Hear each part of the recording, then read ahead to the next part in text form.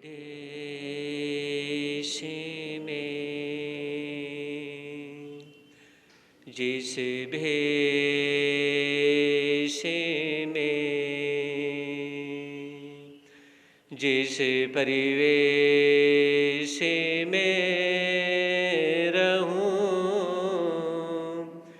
नमो अरिहंत नमो अरिहंत नमो अरिहंत कहूं। जिस शान से जिस नाम से जिस जाने में रहूं, नमो अरिहंत नमो अरिहंत नमो अरिहंत कहूं। जिस प्यार से जिस ख्वार से जिस संसार में रहूं, नमो अरिहंत नमो अरिहंत नमो अरिहंत कहूं। है समय नदी के धार के जिसमें सब बह जाया करते हैं। है समय बड़ा तूफान प्रबल पर्वत झुक जाया करते हैं। अक्सर दुनिया के लोग समय में चक्कर खाया करते हैं, लेकिन कुछ ऐसे इतिहास बनाया करते हैं, इतिहास बनाया करते हैं।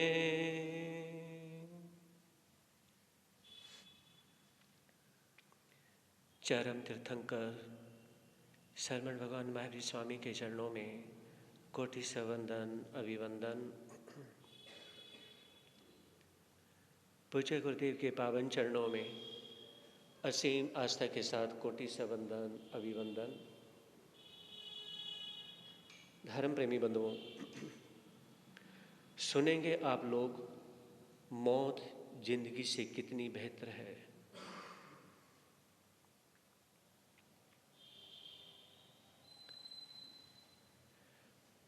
थोड़ी सी देर की शरीर को छोड़ने की व्यवस्था आत्मा और शरीर दोनों के दूर होने का एक ऐसा समय है जिसे हम मौत नाम देते हैं। एक गति से दूसरी गति में जाने का जो समय है,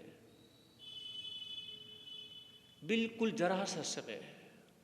कितना समय? आप ज़्यादा से ज़्यादा 5 सेकंड का समझें। समझ रहे?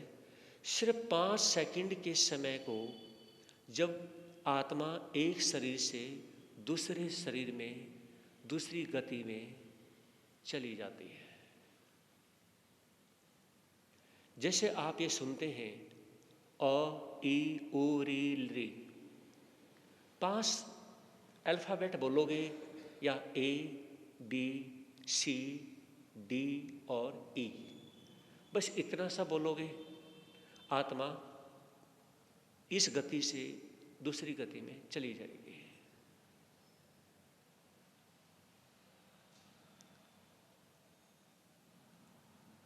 वैसे मेरे महावीर फरमाते हैं, मेरे परमात्मा मेरे तीर्थंकर फरमाते हैं, अंतिम समय में ये आत्मा इस शरीर को छोड़ने में कितना समय लेती है? जितना समय आपकी समय का होता है, 48 मिनट। एक गति से दूसरी गति में जाने का समय 5 सेकंड या 5 अल्फाबेट बोलते हैं, उतना समय एक गति से दूसरी गति में जाने का लेती है। लेकिन अंतिम समय में शरीर को आत्मा छोड़ने में 48 मिनट का समय ले लेती है। जब मौत हुई है, आप यूं समझ लें कि 48 मिनट पहले हम मरना शुरू हो जाते हैं। हाँ जी, 48 मिनट पहले हम मरना शुरू हो जाते हैं। और जब हम मरना शुरू होते हैं तो हमें इतना कष्ट, इतना दुख होता है, बस बता नहीं सकते हैं। किसी को, यानी कि जो मरने का समय आता है, किसी की आत्मा सबसे पहले पैर से निकलती है, पैर से, फिर यहाँ से घुटने से निकलती लास्ट में ऊपर सिर से निकलती है, आंखों से निकलती है। वो तो बहुत बुरी तरह से वो भी तड़पता है। और किसी की आत्मा पहले सिर से, आंखों से, वहां से निकलते लास्ट में पैरों से निकलती है। समझ रहे? तो उसमें क्या है, वो पहले का ऊपर का जो पार्ट है ये तड़प रहा होता है, लेकिन जब यहां से आत्मा निकल गई, फिर यहां से भी निकल गई, फिर एक प्रकार से उसका वो डेड बॉडी की तरह पड़ा रहता है, लेकिन धीरे धीरे फिर पैरों से निकलती है। तो एक गति से दूसरी गति में जब आत्मा जाती है तो 5 अल्फाबेट, और शरीर से ही आत्मा जब शरीर को छोड़ती है तो 48 मिनट्स, जिसे हम कहते हैं 2 घड़ी का समय। एक घड़ी 24 मिनट की और 2 घड़ी 48 मिनट की। एक मुहूर्त 48 मिनट का होता है।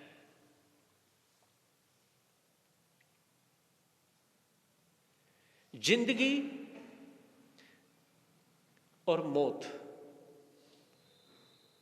जिंदगी में हम पता नहीं कितने अच्छे से अच्छे कार्य करते हैं, बहुत अच्छे कार्य करते हैं, और बहुत सारी जिंदगी में हमसे गलतियां भी होती हैं। कुछ गलतियां ऐसी हैं जो हमसे अनजाने में होती हैं, वो बहुत कम है जो अनजाने में होती हैं, और बहुत ही कम है, बहुत ज्यादा कम है जो जानबूझ के गलती की जाती है। अब बोला करो ना, साथ दिया करो, वो बहुत ज्यादा है। जो जानबूझ के गलतियां होती हैं वो तो बहुत ज्यादा है, उनकी तो आप काउंटिंग नहीं कर सकते, और जो अनजाने में कभी हो गई वो बहुत कम है। अब विचार करिए कि अनजाने में गलतियां तो बहुत ही कम होती हैं, है ना, और अनजाने में जो गलती होती है उससे जो पाप का बंधन होता है वो जल्दी कट जाता है। लेकिन जब जानबूझ करके जब गलती की जाती है और उसका जो पाप का बंधन होता है वो बड़ी मुश्किल से कटता है। इसलिए ये कहा जाता है कि कर्म करते समय, गलती करते समय पहले ही विचार कर लेना चाहिए। आप तो मोंटेम ड्यू पीतिस में बोलते हैं कि डर के आगे जीत है ना, और मेरे महावीर कहते हैं कि डर के आगे, आप डरोगे तो आप जीतते रहोगे। और बहुत से जो सुनने को मिलता है कि आप डरोगे तो मरोगे, क्योंकि जो पाप करने से डरता है तो वो जिंदगी की बाजी को जीत जाता है। तो मौत जिंदगी से कितनी बेहतर है, मौत अच्छी है या जिंदगी अच्छी है, इसके बारे में विचार करेंगे।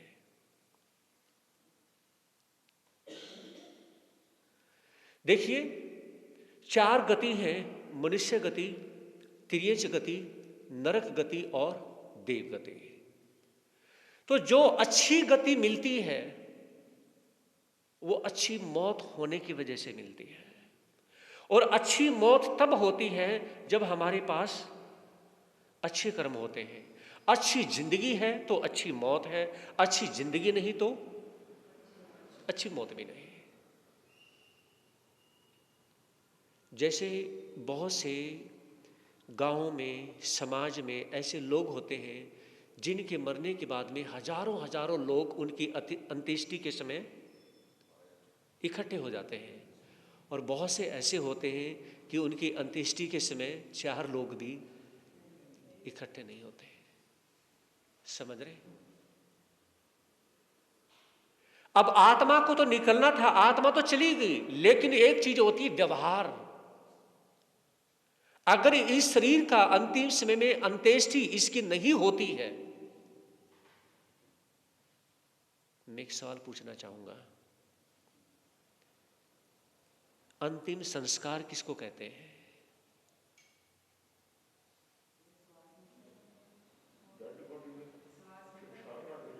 नहीं, बताइए कि अंतिम संस्कार किसको कहते हैं?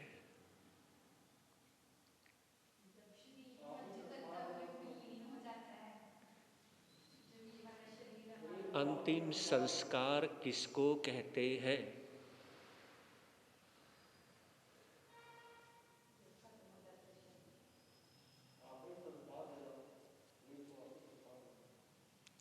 चलिए एक छोटी सी स्टोरी सुन लेते हैं, आपके सवाल का जवाब भी हो जाएगा, क्योंकि मुझे पता है कि आपको एग्जाम्पल की इतनी ज़रूरत है, इतनी तो आपको सब्जी में तिड़के की ज़रूरत नहीं पड़ती होगी, है ना? एक बार क्या हुआ कि एक व्यक्ति की अंत्येष्टि हुई, और अंत्येष्टि होने के बाद मतलब यानी कि डेथ हुई, और डेथ होने के बाद उसको अंत्येष्टि के लिए लेके जाते हैं, है ना? तो उसमें एक संत को पता चला कि फलाने व्यक्ति की डेथ हो गई, और उसको लेके जा रहे हैं शमशान घाट की तरफ, निगम बोध घाट की तरफ। अब वो संत उठते हैं फटाफट और गीता उठाते हैं, और पीछे पीछे वो भी भाग लेते हैं। जैसे ही उसकी अर्थी सजाई और उपले इत्यादि लकड़ियां इत्यादि लगा करके जलाने की कोशिश करने लगे, कहा कि रुको रुको, पहले मैं इसको गीता सुना दूं। कहा कि महाराज जी रोज आपके दर्शन करते थे, मंगल पाठ सुनते थे, है ना, आपके पास आते जाते थे, हम तो सोचते थे आप बहुत बड़े संत हैं। एक व्यक्ति की डेथ हो चुकी है और हम जलाने की तैयारी कर रहे हैं, और आप उसे गीता सुनाना चाहते हैं। तो संत कहने लगे मुझे इसको गीता सुनानी है, क्योंकि मैं बहुत बोलता था कि आप आइए, अरे दुकान भी चलती रहेगी, फैक्ट्री चलती रहेगी, ये जॉब चलती रहेगी, ये हमेशा चलते रहेंगे, एक रोज ऐसे आएगा ये सारे काम छूट जाएंगे, सबकी मोहब्बत छूट जाएगी, ये सारे कार्य छूट जाएंगे, और ये मोह ममता टूट जाएगी। एक बार कभी तब आ जाइए, 24 घंटे में 24 मिनट भी नहीं कर सकते तो कम से कम 1 मिनट तो आ जाइए, कभी तो 1 मिनट तो आ जाया करो अपनी मर्जी से। लेकिन ये व्यक्ति कभी आया नहीं, ये व्यक्ति कभी नहीं आया। और बहुत सारे व्यक्तियों को गुस्सा भी आ रहा है, कहा कि आप गुस्सा करते रहो, मुझे उससे कोई फर्क नहीं पड़ना, लेकिन मैं इसको गीता सुना के रहूंगा। तो एक बुजुर्ग व्यक्ति डोगा लेके खुटखुट करता हुआ आगे आता है कि महाराज जी पहले ये बताएं, जब ये जीते जी नहीं सुन सका, अब ये डेड हो चुका, ये सुन लेगा? कहा कि मुझे पता ये डेड है, मुझे पता ये मर चुका है, और आप जलाने के लिए तो इसको शमशान घाट में लेके आए हो, जीवित होता तो आपके घर में नहीं होता। कहा कि फिर इसको क्यों सुनाना चाहते हो? कहा कि मेरा बहाना है। मेरा क्या है? बहाना है। ये तो एक बहाना है इसको सुनाने का, मैं सुनाना तो तुम्हें चाहता हूं जो यहां पे सैकड़ों इकट्ठे हो रखे हो। तुम जो इसका अंतिम संस्कार करना चाहते हो, मैं तुम्हारा अंतिम संस्कार करना चाहता हूं। तुम सारे जो यहां पर सैकड़ों लोग इकट्ठे हो रखे हो, मैं ये चाहता हूं कि तुम इसका अंतिम संस्कार करो, और मैं तुम्हारा अंतिम संस्कार कर दूं। क्या तुम मेरे से अपना अंतिम संस्कार करवाओगे? सभी की आंखें फटी की फटी रह गई। करिए इसका अंतिम संस्कार, इस डेड बॉडी का अंतिम संस्कार करिए, लेकिन उसके बाद में याद रखना, इस शमशान घाट से जाने से पहले तुम सभी मेरे से अंतिम संस्कार अपना करवाओगे। मतलब शास्त्र की 2 बातें ग्रहण करोगे, सुनोगे, क्या तुम एक्सेप्ट करोगे?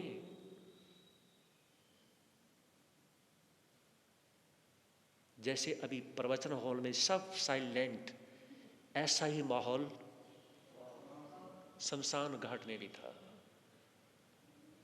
बहुत से लोगों ने हाँ में हाँ करी, हाँ हम अपना अंतिम संस्कार करवाएंगे। तो उसमें जब ये कहा तो संत ने कहा कि मैं भी रेडी हूं तुम्हारा अंतिम संस्कार करने के लिए।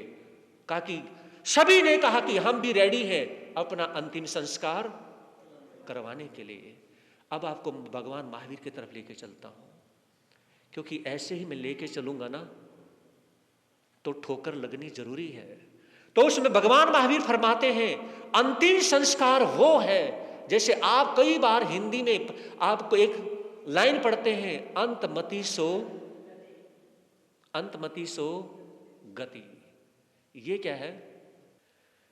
तो मेरे कहने का मतलब क्या है? अंतमति सो गति कितनी बार पढ़ते हैं, अंतिम संस्कार ये है, लेकिन हम वो डेड बॉडी का करते हैं। जीते जी अंतिम संस्कार समझो। मेरे महावीर ये कहते हैं जो रात अभी बीत गई है ना, और अभी दिन शुरू हो गया, पता नहीं है आने वाली रात आपको मिलेगी या नहीं मिलेगी। पता नहीं ये जो प्रवचन है दोबारा से मुझे सुनाने का मौका मिलेगा नहीं मिलेगा, आपको सुनने का मौका मिलेगा नहीं मिलेगा। इसलिए इस प्रवचन को अंतिम संस्कार समझ लो। क्या अंतिम संस्कार? इसे समझ लो। अरे जो डेड हो चुका है, डेड बॉडी है, उसका तो कुछ करो, चाहे उसे कब्र खाएं, कुछ भी करें। वो क्या है अंतिम संस्कार? बताइए। उसको चंदन की लकड़ियों से जला देंगे, क्या उसकी आत्मा मोक्ष में चली जाएगी? क्या वो अगले जन्म में मनुष्य गति में चला जाएगा? क्या उसकी आत्मा देव गति में, स्वर्ग में चली जाएगी? कहाँ जाएगी? उसको चंदन की लकड़ियों से जला दो तो क्या उसका बहुत भला हो जाएगा? समझे नहीं? क्या नाम के आगे स्वर्गीय लगाने से वो स्वर्ग में चला जाएगा? है ना? ऐसा लगता है कि कई बार मैं सोचता हूं, कोई इंसान चाहे कितने भी पाप कर्म, बुरे कर्म करे, है ना, तो उस जो लोग है ना, उसके परिवार के लोग फोटो के उसके नाम के आगे स्वर्गीय लिख देंगे, और स्वर्गीय लगाने के बाद में हो सकता कभी वो नरक में जाएगा ही ना, है ना? हो सकता है वो कभी नरक में, और आगे कभी नरक में जाएगा नहीं, क्योंकि उसको क्या मिल गया? लाइसेंस मिल गया, या वीजा हो गया, उसको वीजा लग गया, उसका पासपोर्ट लग गया, उसका क्या लग गया उसका? बताइए। कहा वो कभी नरक में नहीं जाएगा। क्यों? क्योंकि वो आगे स्वर्गीय लिख दिया। तो मेरे कहने का मतलब क्या है? अंतिम संस्कार स्वर्गीय लिखने से नहीं, अंतिम संस्कार चंदन की लकड़ियों से जलाने से नहीं, अंतिम संस्कार वो है, मरने से पहले बहुत से लोग ऐसे मरते हैं जिनके मुंह में चम्मच होती है और वो खाते खाते मर जाते हैं। लेकिन मेरे महावीर ने ये कहा, तुम खाते खाते कभी मत मरना, अपनी तैयारी करो मरने की। जैसे जिंदगी को जीने की तैयारी करते हो, हर रोज सूर्य निकलता है और तुम जीते हो, जीना चाहते हो, आज मैं ये करूंगा, आज मैं वो करूंगा। इसी तरह से जब डॉक्टर ये बोल देना, इसको ले जाओ घर पे सेवा कर लेना। डॉक्टर भले ये ना कहे कि आपका समय थोड़ा है, अगर ये कह दिया कि इसको घर पे ले जाके सेवा करें, आप समझ जाना आपका समय 2-4 दिन, सप्ताह 10 दिन के हो। इसलिए ये अंतिम समय है, अपना संस्कार कर लो, खुद अंतिम संस्कार कर लो। मेरे महावीर ये कहते हैं दुनिया के लोग तुम्हारी डेड बॉडी का अंतिम संस्कार करें, उससे पहले कोई शास्त्र उठाइए, देखिए मेरी तरफ आंखें खोल करके, इधर देखिए, शास्त्र उठाइए और उसे देख करके उसे पढ़िए। जब आप उसे देख करके पढ़ते हैं और पढ़ते समय पढ़ते पढ़ते क्या पता अंतिम संस्कार आप अपना खुद कर लो। बोलते क्यों नहीं?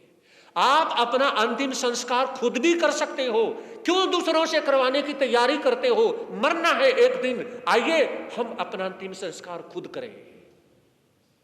आओ जीते हैं जिंदगी को, और आओ मरने की तैयारी करते हैं, आओ चलते हैं हम अपना अंतिम संस्कार करने के लिए। कौन कौन रेडी है? जो अपना अंतिम संस्कार करने के लिए तैयार हो सकता है। मेरा तो हाथ सबसे ऊपर है। की वाणी है और जो आपके समक्ष सिर्फ क्या है, अनमोल मोती शास्त्र में से उठा करके सुनाने का तरीका है। एक तरीका है सुनाने का। हर रोज एक नया टॉपिक आपके समक्ष इसलिए लेकर के आता हूं कि आप एक नई जिंदगी को नए सिरे से जियो। भूल जाइए उस मोह को जिस मोह की वजह से आपको जीना नहीं आता। भूल जाइए उस मोह को जिसकी वजह से आपको मरना नहीं आता। भूल जाइए उस मोह को जिस वजह से आपको अपना अंतिम संस्कार करना नहीं आता। मैंने 2 दिन पहले कहा था कि 15 मिनट के लिए क्या कर लिया करो, कोई बुक, कोई स्वाध्याय कर लिया करो। और स्वाध्याय का मतलब क्या होता है? पुस्तक पढ़ना नहीं। स्वाध्याय का मतलब तो सही होता है स्वयं अध्याय, अपने अध्ययन करना, अपनी आत्मा के विचारों का अध्ययन करना। लेकिन हम कहते हैं पुस्तक पढ़ना स्वाध्याय। समझ रहे? इसको भी स्वाध्याय कहते हैं, लेकिन इसका सही मतलब अपने विचारों का अध्ययन करना, अपने विचारों के बारे में समझना।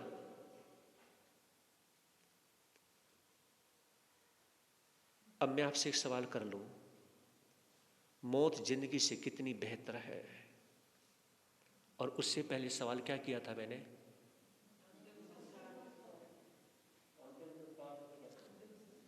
पता चल गया किसको कहते हैं? यह है असली अंतिम संस्कार।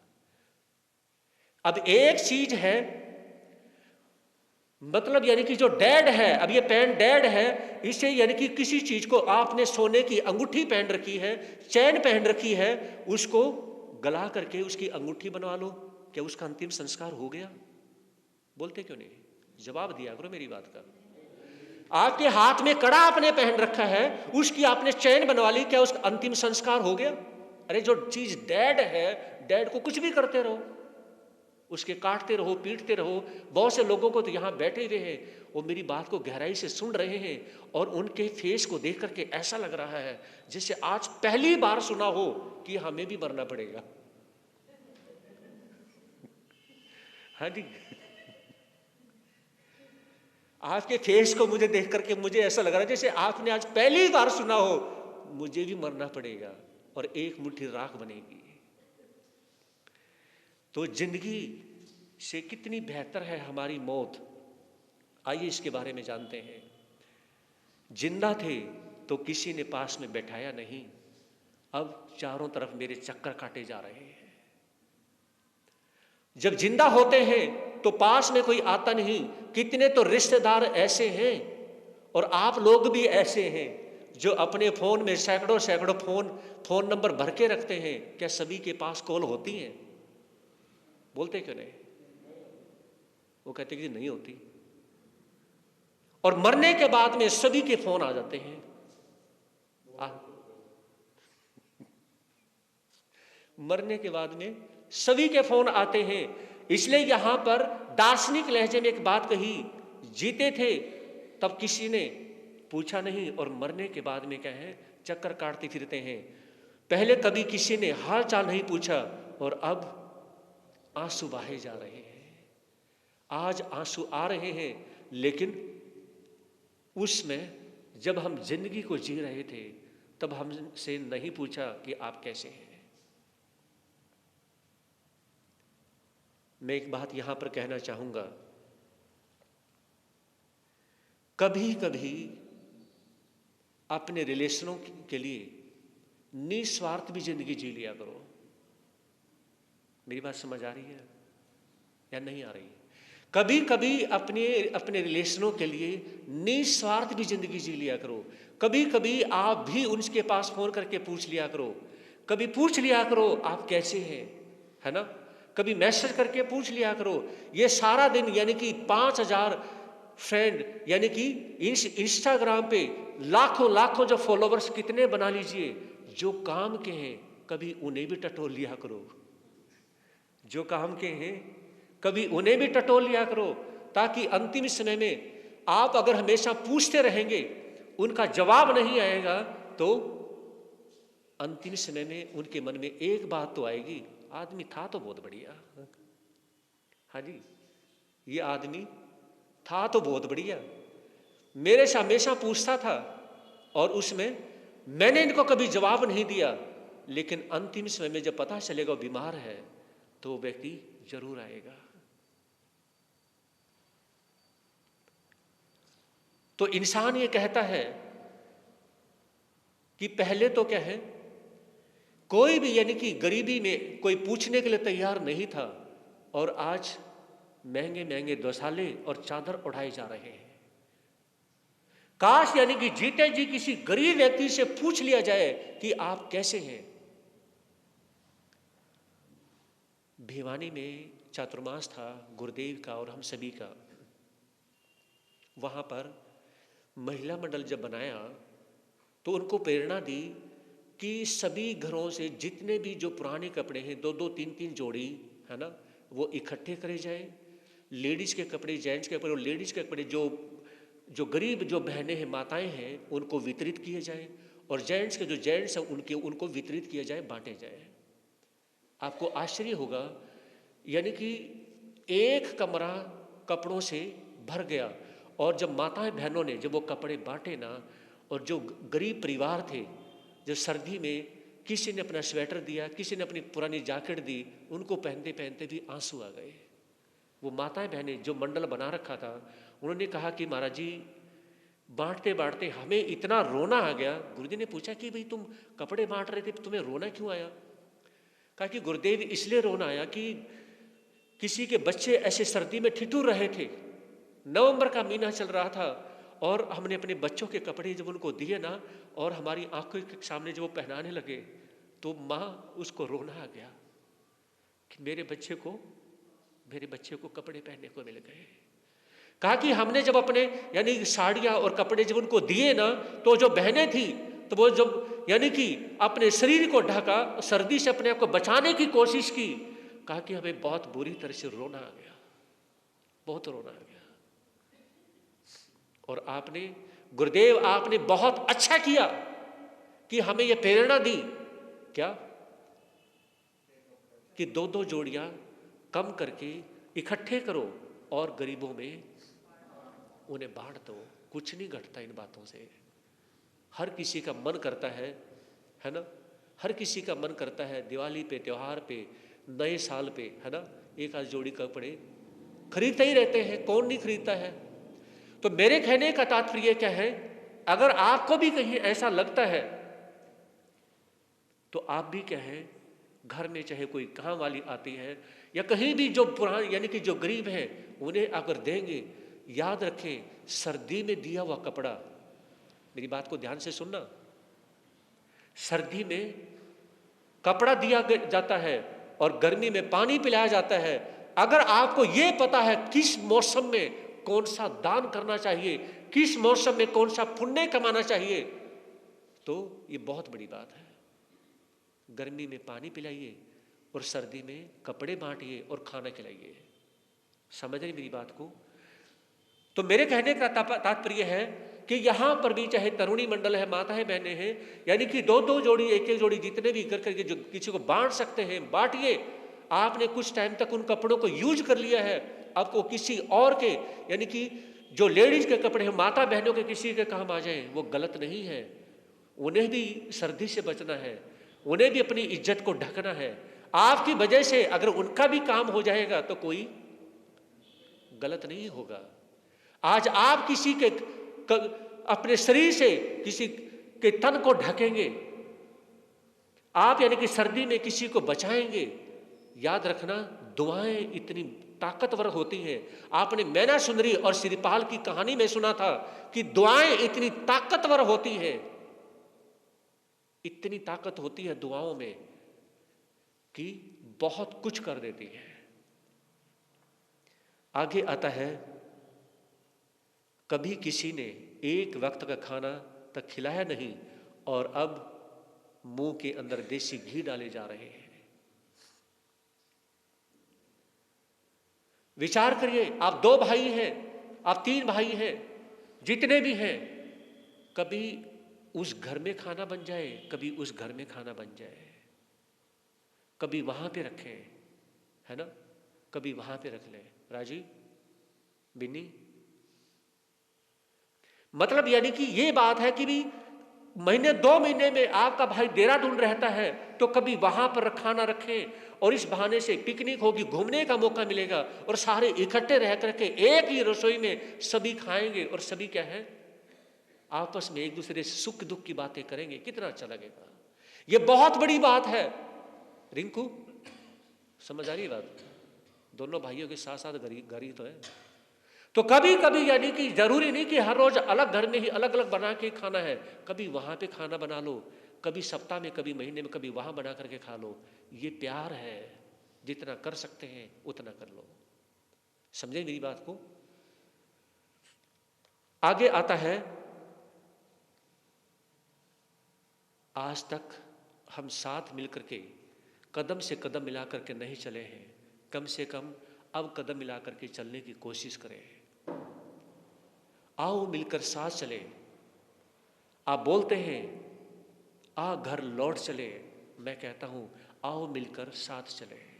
अगर साथ मिलकर के चलेंगे, याद रखना, तो घर भी लौटना हो जाएगा। अगर साथ मिलकर के नहीं चले तो घर भी छूट जाएगा। घर तो कभी भी छूट सकता है, कभी भी घर लौट सकते हो, लेकिन अगर साथ मिलकर के चले। मुझे वो कहानी याद आ रही है। कब? तब की वो कहानी जब एक कबूतर, एक बुजुर्ग कबूतर, एक शिकारी ने जाल डाला और दान खाने के चक्कर में सारे कबूतर फंस जाते हैं। तो जो बुजुर्ग कबूतर था वो कहने लगा कि सुनो, अगर तुम बचना चाहते हो, मैं आवाज दूंगा, एक ही आवाज में एक साथ सारे के सारे क्या करना, उड़ोगे तो तुम जाल को उड़ा सकते हो। अगर एकता बना के रखोगे, एक सूत्र में बंध करके चलोगे तो बहुत अच्छा रहेगा। और बुजुर्ग कबूतर की बात मानी तो वो बच जाते हैं। भगवान महावीर फरमाते हैं, अगर जिंदगी में धर्म ध्यान बना रहा, देखिए शुक्ल ध्यान तो कभी आता नहीं, धर्म ध्यान थोड़ा बहुत, जैसे कि साधु साध्वी क्या बोलते हैं कि भी थोड़ा बहुत धर्म ध्यान करते रहा करो। धर्म ध्यान, मेडिटेशन, धर्म का मेडिटेशन।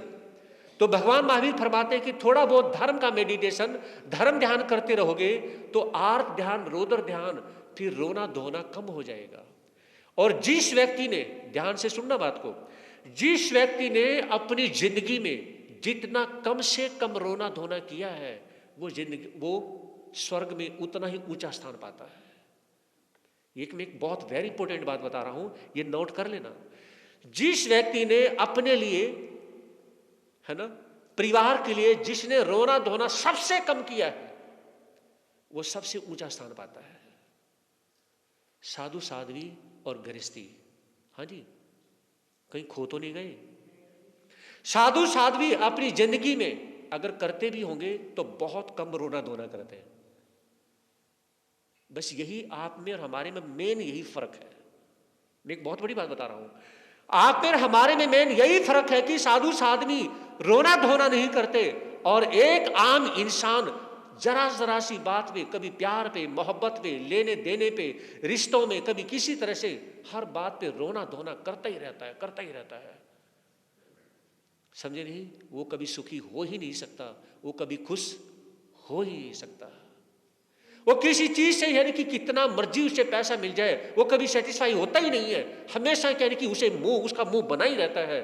तो ये कहा जाता है कि जो व्यक्ति अपनी जिंदगी में अगर रोना धोना छोड़ देगा, अपनी जिंदगी में जिसने छोड़ दिया है, तो वो स्वर्ग में चला जाता है।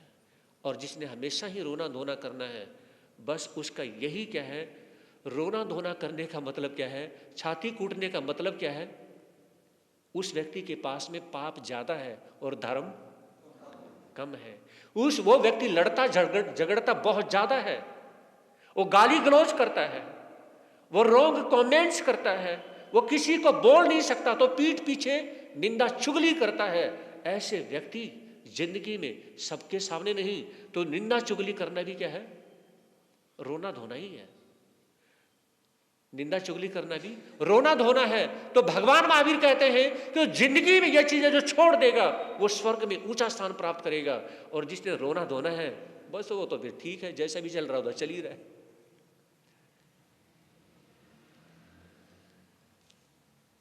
तो आज इतना ही।